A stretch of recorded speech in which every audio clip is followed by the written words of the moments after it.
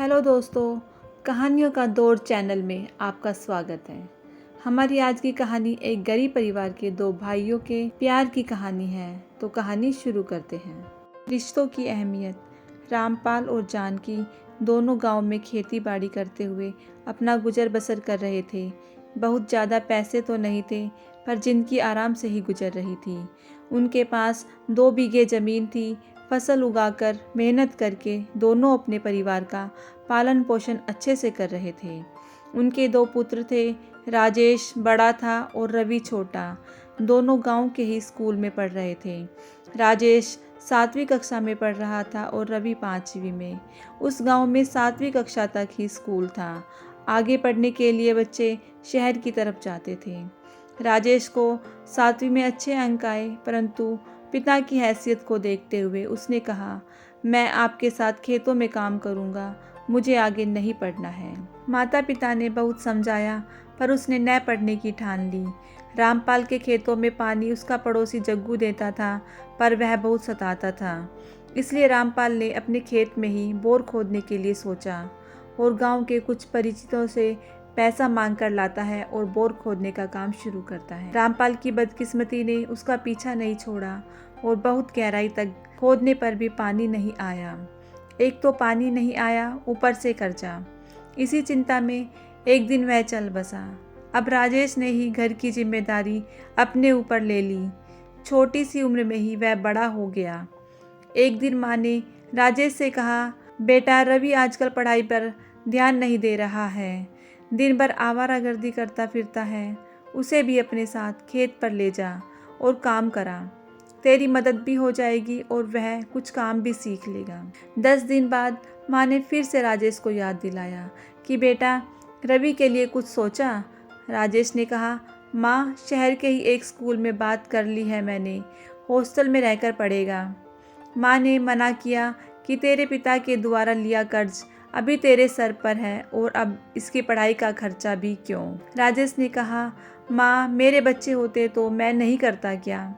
आप फिक्र मत कीजिए, सब ठीक हो जाएगा। रवि भाई की तकलीफ को देख रहा था, इसलिए उसने बिना पीछे मुड़े अच्छे अंकों से पास होते हुए अपनी पढ़ाई पूरी की और एक अच्छे सरकारी दफ्तर में नौकरी भी करने लगा। इस बीच भाई के भी 2 बच्चे हो गए।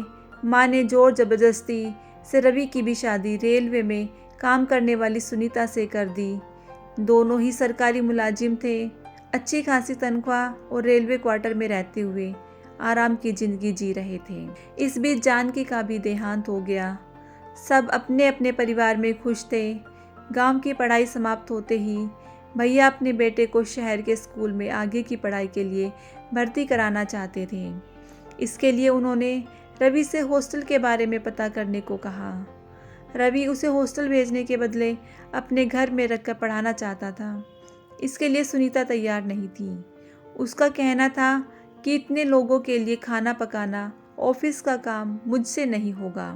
रवि ने कह दिया कि मेरा भाई मेरे लिए पिता बनकर खड़ा था और उसने मेरी पढ़ाई कराई और आज मैं सरकारी नौकरी करके आराम की ज़िंदगी बिता रहा हूँ। तो उन्हीं के कारण तुम कुछ भी कहो, मैं तुम्हारी मदद कर दूँगा, पर उसे हमें अपने घर में रखकर पढ़ाना है।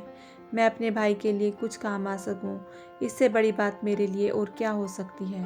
अब सुनीता को मालूम हो गया कि रवि मानने वाला नहीं है, इसलिए जेठानी के बेटे सुजीत को अपने घर में रखने के लिए तैयार हो गई। सुजीत शहर में चाचा के घर में रहकर पढ़ने लगा। वह पढ़ने में बहुत ही होशियार था। उसे स्कॉलरशिप मिलती थी। पुस्तकालय से पुस्तकों को लेकर नोटिस बनाकर पढ़ लेता था और पैसों को अपने पिता को भेज देता था। इसे देख सुनीता को गुस्सा आता था कि हमारे घर मुफ्त की रोटी खाता है और पैसे अपने माता पिता को भेज देता है। अब सुनीता उसे पढ़ने के लिए समय नहीं देती थी। जब भी वह पढ़ने बैठता, उसे किसी न किसी काम के बहाने बाजार भेजती थी। एक दिन रवि ऑफिस से आ रहा था। उसने सुजीत को शॉप से आते हुए देखा। उसे गुस्सा आया कि पढ़ने के समय वह बाहर घूम रहा है। सुजीत घर आकर सामान सुनीता के हाथ में थमाकर जल्दी से पीछे मुड़ता है।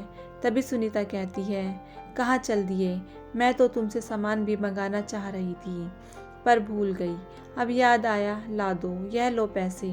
सुजीत ने कहा, चाची कल मेरी परीक्षा है और मुझे पढ़ना है, मैं नहीं जा सकता।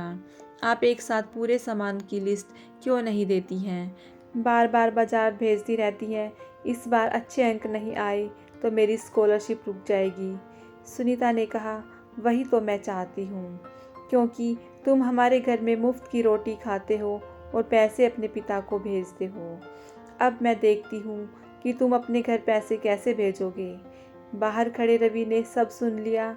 उसने सुनीता से कहा, कौन सा साबुन लाना है, मुझे बताओ, मैं ला देता हूँ। सुनीता का दिल धक से रह गया। उसे लगा रवि ने सारी बातें सुन ली थी। रवि ने कहा, बोलो कौन सा साबुन लाना है। 2 दिन पहले ही मैंने घर का सारा सामान ला कर दिया था और तुम उसे पढ़ने न देने के बहाने करके उसे सामान के वास्ते बाहर भेज रही हो। मैंने तुम जैसी पढ़ी लिखी और नौकरी करने वाली लड़की से यह उम्मीद नहीं की थी। तुम्हें तो पढ़ाई की अहमियत मालूम है और मैंने कई बार तुम्हें भाई के बारे में बताया था। हम तो सिर्फ सुजीत को खाना ही खिला रहे हैं, पढ़ाई तो वह अपने स्कॉलरशिप पर कर रहा है। परंतु भाई तो मेरी फ़ीस, हॉस्टल की फ़ीस सब भरता था। मैंने तो उसके लिए कुछ भी नहीं किया। हर महीने उसका बेटा ही उसके लिए पैसे भेजता है। सुजीत तो कम से कम अपने बेटे होने का फ़र्ज निभा रहा है। मैं तो आस्तीन का सांप निकला, कहते हुए रोने लगा। सुनीता को लगा उससे बहुत बड़ी भूल हो गई है। वह रवि से माफ़ी मांगने लगी। उसने कहा, अब कभी भी मुझसे इस तरह की भूल नहीं होगी। सच ही कहा तुमने, मैं पढ़ लिख कर भी पढ़ाई की अहमियत को भूल गई थी। मुझे माफ़ कर दो। अगले दिन से वह सुजीत की पढ़ाई पर ध्यान देने लगी। जैसे ही सुजीत की पढ़ाई खत्म हुई, वह भी नौकरी करने लगा। इस बीच रवि के घर में भी नए मेहमान का आगमन हुआ, जिसका नाम रखा गया ध्रुव। देखते देखते ध्रुव भी बड़ा होता जा रहा था। इस बीच सुजीत को कंपनी की तरफ से अमेरिका जाने का मौका मिला और वह वहीं शादी करके सेटल हो गया। कहते हैं दुनिया गोल होती है और रवि का बेटा ध्रुव अपना MS करने सुजीत के पास ही गया। इसलिए हमें रिश्तों की अहमियत को समझना चाहिए। रिश्ते होते ही हैं एक दूसरे की सहायता करने के लिए, उन्हें बचा कर रखना चाहिए। एक छोटी सी गलती से रिश्तों में दरार आ सकती है। रहीम जी ने जैसे कहा, रहीमन धागा प्रेम का मत तोड़ो चटकाए, टूटे सो फिर नए जुड़े, जुड़े गांठ पड़ जाए। दोस्तों, अगर आपको यह कहानी पसंद आई हो तो मेरे चैनल को लाइक, शेयर और सब्सक्राइब कीजिएगा। कहानी सुनने के लिए धन्यवाद।